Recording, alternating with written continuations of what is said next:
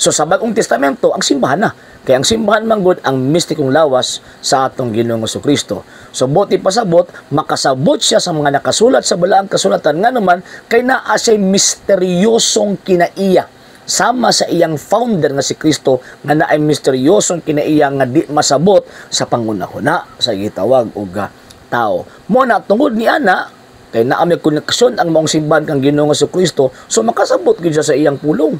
Di ba? Maka-explain ang simbahan may tungod sa pulong ni Ginoong Jesucristo. So kung naa ka sa sektang gipangtukod ng tao, sabi niya ito may expect anang interpretation. O sa may expect nato nga pagsabot concerning sa scripture nga wa man sila connection sa divine things, wa man sila connection sa divine founder.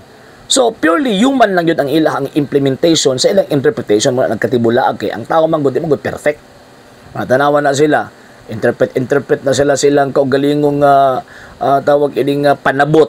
O, di ba? Tanawa, wa sila man kasi nabot. Not less than 45,000 Christian sects ang milukop sa tibuok kalibutan. Iya-iyahig panabot sa balaang kasulatan.